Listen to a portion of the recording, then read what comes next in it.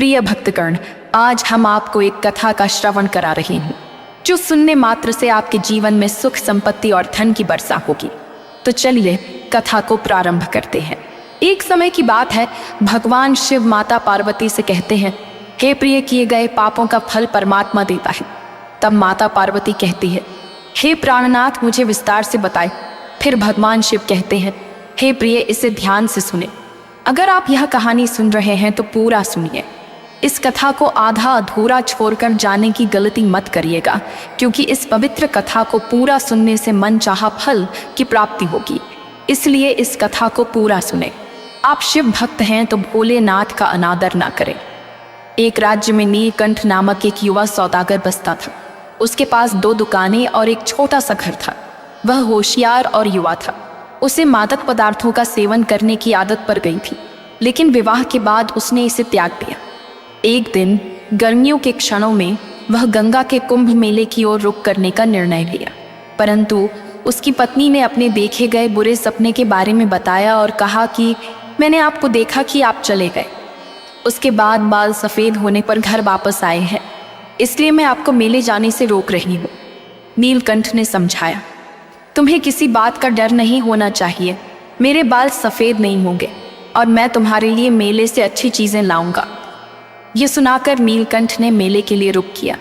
फिर अपने दोस्त सौदागर के साथ मिलकर मेले की तरफ रुख किया। वहाँ दोनों ने एक सायर में ठहर कर रात बिताई और सुबह होते ही नीलकंठ ने अपनी यात्रा जारी रखी। एकदम अचानक एक कोतवाल और 2 सैनिक नीलकंठ के पास गए। कोतवाल ने पूछा, तुम कौन हो और कहाँ से आए हो? नीलकंठ ने कहा, आइए भोजन कीजिए। परंतु कोतवाल बार बार यही पूछता रहा कि रात को तुम कहाँ ठहरे थे?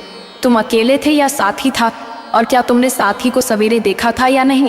नीलकंठ को यह समझ में नहीं आया कि इस प्रकार के प्रश्नों का क्या मतलब है। उसने कहा, आप मेरे साथ ऐसा क्यों बर्ताव कर रहे हैं? मैं तो गंगा स्नान के लिए जा रहा हूँ।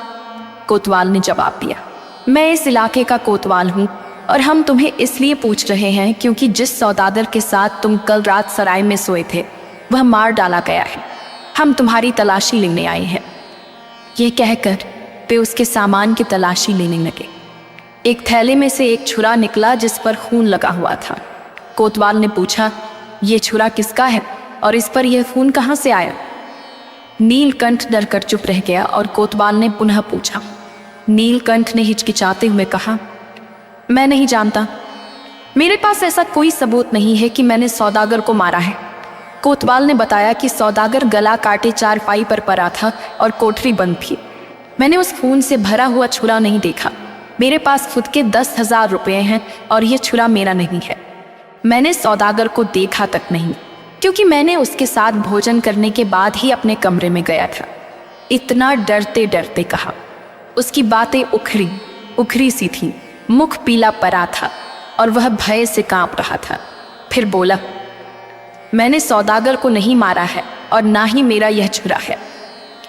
कोतवाल ने आदेश दिया कि सैनिकों इसको पकड़कर साथ ले जाए। सिपाहियों ने जब उसे पकड़ा तो वह रोने लगा। कोतवाल ने उसे अपने साथ लेकर कारागार में बंद कर दिया और उसके पैसे छीन लिए। उसके बाद राजा के सामने उसकी गतिविधियों की जांच हुई। सभी ने यही कहा कि उसने पहले शराब पिलाकर उसे मार दिया है और रुपये छीन लिया है। राजा के दरबार में जांच होने पर उसे श्यामपुर के एक व्यापारी के हत्या और 10,000 रुपये लूटने का आरोप ठहराया गया। इधर नीलकंठ की पत्नी ने इस पर विश्वास नहीं किया। उसके बच्चे बहुत छोटे थे। एक तो अभी तुरंत जन्म लिया था। वह सभी को अपने संग लेकर अपने पति के पास पहुंची। पहले तो कारागार के कर्मचारियों ने उसे मिलने की अनुमति नहीं दी, परंतु वह विनयपूर्वक बातचीत करने के बाद आज्ञा मिलने दिया और पहरेदार ने उसे कैदी घर में ले गया। जब उसने अपने पति को चोरों और डाकुओं के बीच में बैठा हुआ देखा, वह बेहोश होकर धरती पर गिर पड़ी। बहुत समय बाद उसे होश आया और वह अपने पति के पास गई और सभी हालचाल पूछने लगी। जब उसने अपनी पत्नी से सब कुछ सुनाया तो उसकी पत्नी ने कहा, तो अब हम क्या करें? नीलकंठ ने कहा, हमें राजा से विनय करना चाहिए कि वह निरपराधी को जान से नहीं मारे। पत्नी ने कहा, मैंने राजा से विनय की थी पर उसने स्वीकार नहीं किया। भगीरथ निराश होकर सिर झुका लिया। पत्नी ने कहा, मैंने देखा कैसा सच निकला। तुम्हें याद है ना, मैंने तुमको अपने सपने के बारे में बताया था।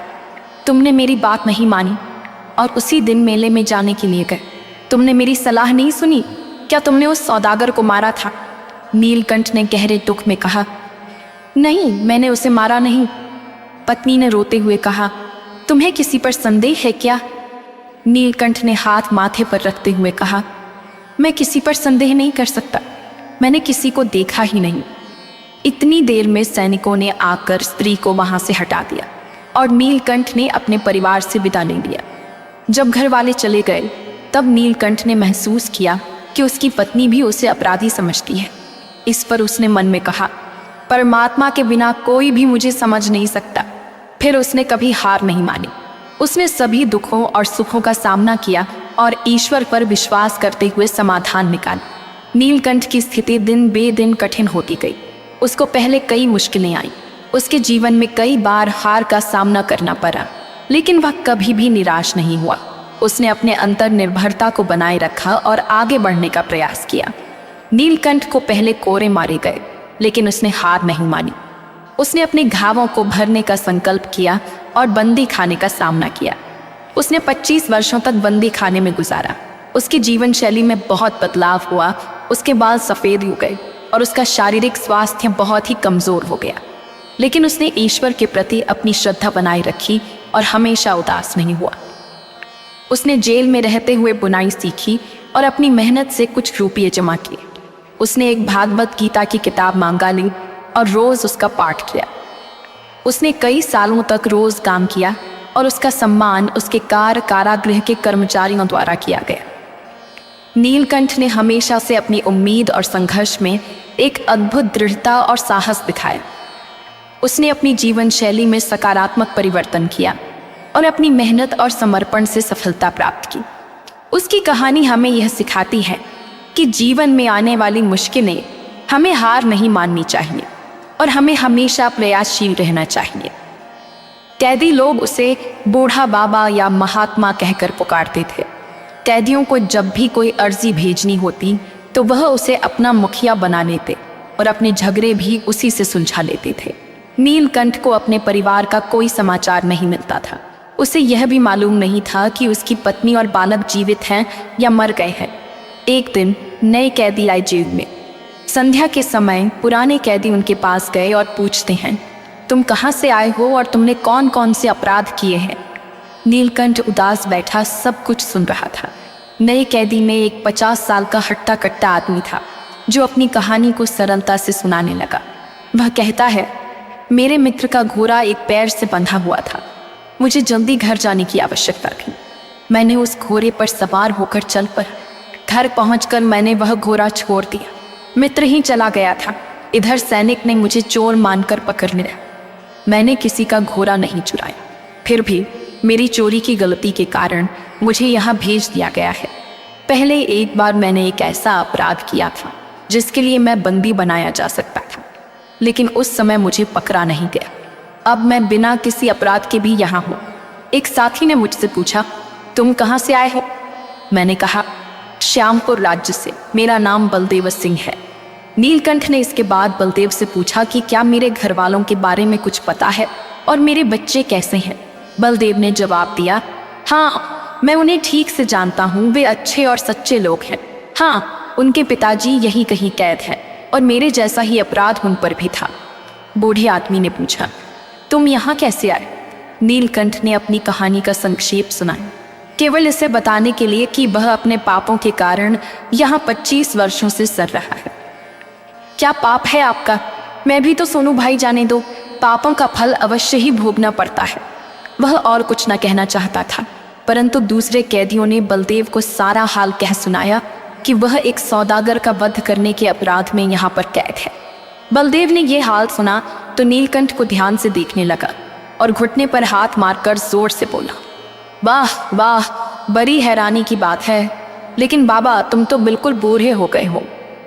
दूसरे कैदी बलदेव से पूछने लगे कि तुम नीलकंठ को देखकर चकित क्यों हुए? तुमने क्या पहले उसे कहीं पर देखा है? परंतु बलदेव ने उत्तर नहीं दिया।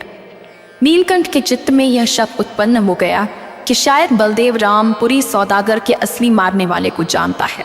वह बोला, बलदेव सिंह, क्या तुमने यह बात सुनी है और मुझे भी पहले कहीं देखा है? बलदेव ने कहा, ये बातें तो सारे संसार में फैली हुई है। बहुत दिन बीत चुके हैं, इसलिए मुझे अब कुछ याद नहीं आ रहा। नीलकंठ ने कहा, तुम्हें मालूम है कि उस सौदागर को किसने मारा था? बलदेव सिंह ने कहा, जिसके थैले से छुरा निकाला वही उसका हत्यारा है। अगर किसी ने थैले में छुरा छुपाया है और वह पकड़ा नहीं गया हो तो कोई उसे चोर कैसे कह सकता है? थैला तुम्हारे तब पास ही था जब तुम वहां थे। यदि कोई दूसरा आकर छुरा थैले में छुपाता तो तुम तुरंत जागते। नीलकंठ ने यह सुनकर तय किया कि सौदागर को ही उसने मारा है। उसने वहां उसे मार के चला गया, लेकिन रात भर वह जागता रहा।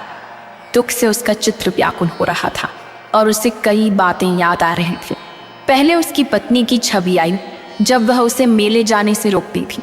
उसकी बोली और हंसी सुनाई देने लगी। फिर उसे अपने बालक दिखाई दिए। फिर युवावस्था की यादें आईं जब वह कितना प्रसन्नचित्त था और गाना गाने का आनंद लेता था। फिर वही सराय दिखाई दी जहां उसे पकड़ा गया था और वह जगह सामने आई जहां उस पर कोरे लगे थे। फिर उसी जगह बुढ़ापा और 25 साल का दुख देखा। इन सभी विचारों ने उसकी आंखों में उत्तेजना भर दिया। वह इतना दुखी हुआ कि मैं अभी प्राण दे दूं। इस बलदेव चंडाल ने ये मेरे साथ क्या किया? मैं तो अपना सर्वनाश करके भी इससे बदला अवश्य लूंगा। सारी रात भजन करने पर भी उसे शांति नहीं मिली।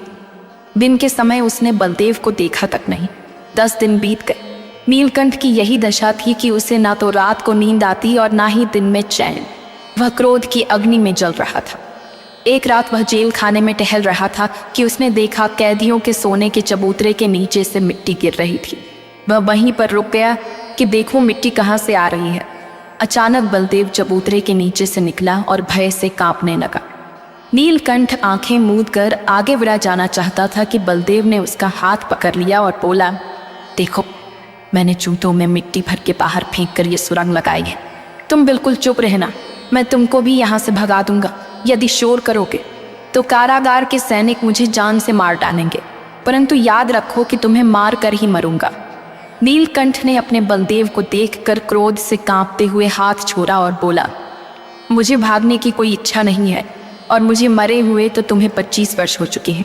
रही बात यह हाल बताने की बात, जैसी परमात्मा की इच्छा होगी वैसा होगा।